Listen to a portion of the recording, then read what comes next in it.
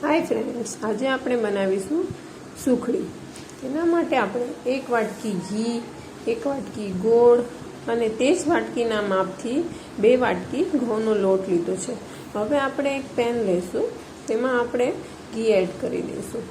હવે તે જ પેનમાં આપણે જે ઘઉંનો લોટ લીધો છે તેમાં એડ કરી દઈશું। હવે આપણે તેને મિક્સ કરી લઈશું અને સ્લો ટુ મીડિયમ ફ્લેમ ઉપર આપણે તેને શેકીશું।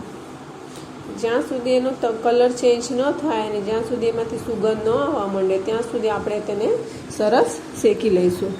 હવે આપણે તેને મિક્સ કરીને પછી શેકીશું। ધીરે ધીરે ધીરે ધીરે તમે એને બધી બાજુથી મિક્સ કરતા રહેજો, નહીં તો નીચે ચોંટી જશે, એટલે તમારે ચોંટી ન જાય તેનું ખાસ ધ્યાન રાખવું। જો તમારી ફ્લેમ હાઈ હશે તો નીચે ચોંટી જશે, એટલે સ્લો ફ્લેમ ઉપર જ આપણે તેને શેકીશું। અત્યારે મેં 1 વાટકી ઘી તેમાં એડ કર્યું છે।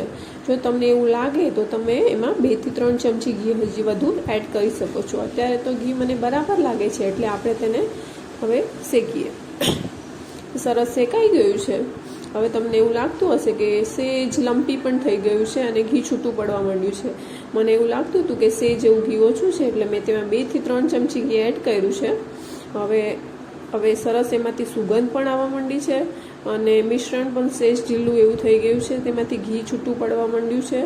જો હવે તમે જોઈ શકો છો કે તેનો કલર પણ ચેન્જ થઈ ગયો છે, એટલે હવે તેને મિશ્રણને આપણે ફ્લેમ બંધ કરી અને સાઈડ પર મૂકી દઈશું ઠંડુ થવા માટે। હવે આપણે એક પ્લેટ લઈશું, તેને આપણે ઘીથી ગ્રીસ કરી લઈશું। હવે પ્લેટને સાઈડ પર મૂકીને મિશ્રણ ઠંડુ થઈ ગયું હશે તે મિશ્રણમાં આપણે હવે 1 વાટકી ગોળ એડ કરીશું। ગોળ અને સુખડીના મિશ્રણને આપણે સરસ રીતે મિક્સ કરી લઈશું। જો તમારા ગરમ મિશ્રણમાં ગોળ એડ કરી દેશો તો સુખડી તમારી કડક થઈ જશે, સોફ્ટ નહીં બને। અત્યારે તમે જુઓ છો કે સેજ જેવું મિશ્રણ ઠંડુ થઈ ગયું છે। હવે આપણે તેમાં ગોળ એડ કરીએ છીએ। ગોળ અને મિશ્રણને સરસ લમ્પ ફ્રી સરસ આપણે મિક્સ કરી લઈશું। તેમાં એક પણ ગોળનો ટુકડો ન રહે જોઈએ એ રીતે આપણે મિક્સ કરીશું। જો તમે જોઈ શકો છો કે આમાં એક પણ ગોળનો ટુકડો નથી અને ઘી પણ સાઈડમાંથી છૂટું પડી ગયું છે। હવે સરસ આપણે એને મિક્સ કરી લીધું છે। હવે આપણે જે ગ્રીસથી કરેલી પ્લેટ હતી એમાં તેને ઢાળી દઈશું અને સ્પેચ્યુલાથી સાઈડમાં જે ક્રેક થાય છે તે બધા લેવલમાં લઈ લેશું।